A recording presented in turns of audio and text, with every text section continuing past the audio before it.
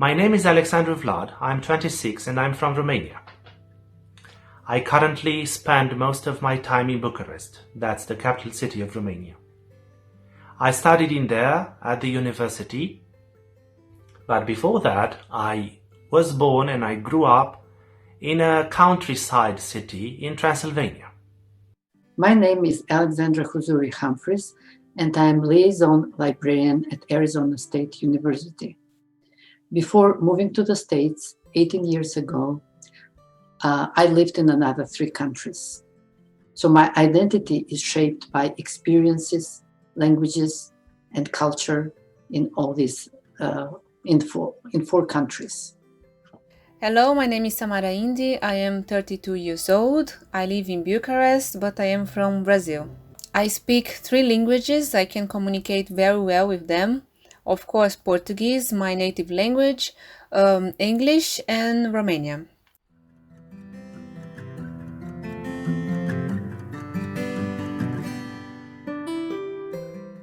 I was born in Tashkent, Uzbekistan, the capital of Uzbekistan, that was part of the Soviet Union.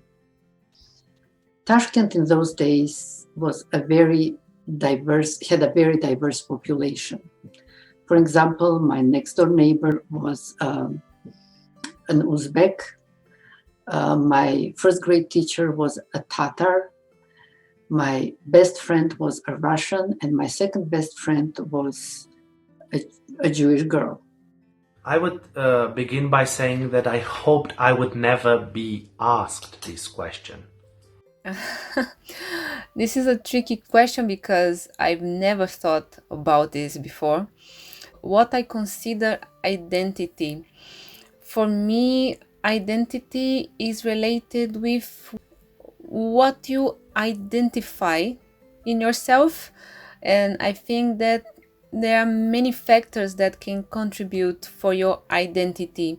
Overall, I think that identity is rather a fluid concept. This is how it feels to me, definitely. It tends to be stable, but it doesn't really have to be so. It's just a characteristic that we see of identity most of the times. But I have seen identities changing over time, in me and in others as well. I think identity is not unique. It's not one identity that one individual has. I think we have more identities, each one of us, be it professional or ethnical or religious or whatever. Did languages shape my identity? Of course they did.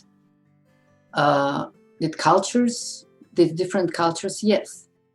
Do I have an identity? Yes, I do have an identity, but I do not identify with specific culture. I don't have the identity of that country because my identity kind of mixed of, it's a combination of these 4 countries where I lived. So the answer of identity for me is I don't have collective identity, but I have personal identity that has been changing all these years. And I'm okay with that. I adapted fast. The first time when we moved to Yugoslavia, to Macedonia, the adaptation was difficult. But then when I moved to Greece, I just adapted very quickly. And in the States, I didn't have any problems with to adapt. What are your thoughts when you hear language and identity? Are these 2 concepts interconnected? Well, for most of the people that I know, yes, they are very much interconnected. They are twin concepts. In this part of the world where I live, in this eastern part of Europe, in this region,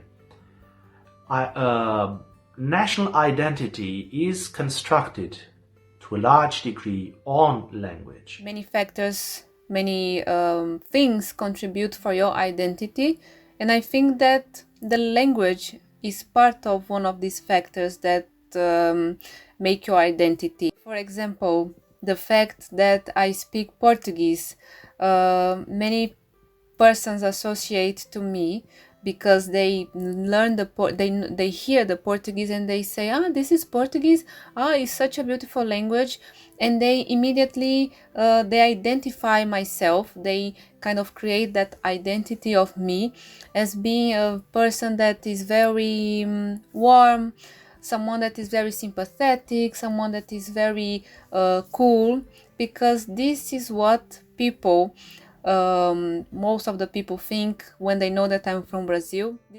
If you speak Polish, you're Polish. If you speak Romanian, you are Romanian, you're part of the Romanian nation. If you speak Hungarian, you're Hungarian, and so on. But apart from this, I think there are other ways of dealing with language and identity. They are interconnected, but they're not the only ones. It's your religion that gives you an identity or the lack of it. It's living in a country or another that gives you another, provides you with another identity. It's, I don't know, being male or female or something else that gives you an identity, and so on. It's one of the many, many identities that you do have, whether or not you're aware of it.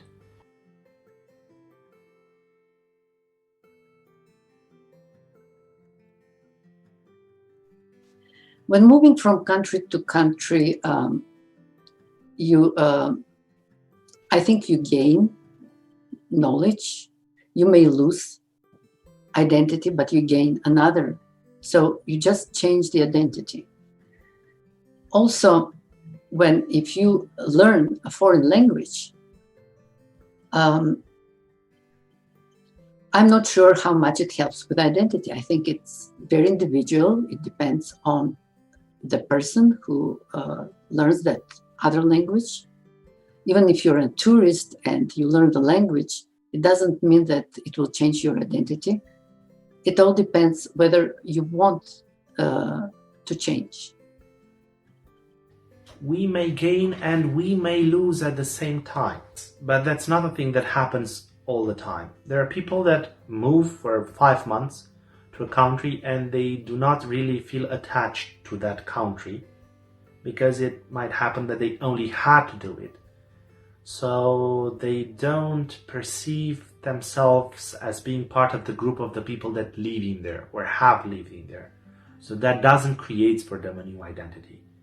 At the other side of the spectrum, with losing identities, I think it's the same. Not everybody loses an identity, but from time to time it can occur.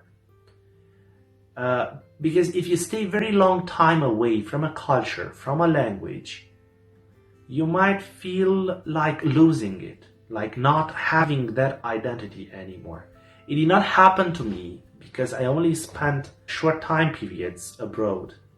The longest it was 10 months in Hungary, but I could kind of taste it. And for me, yes, we gain and we lose identity when we move to another country, like me who left Brazil and came to live in Romania. When we move from another language, from another culture, from another country to another, I think we gain and we lose from our identity.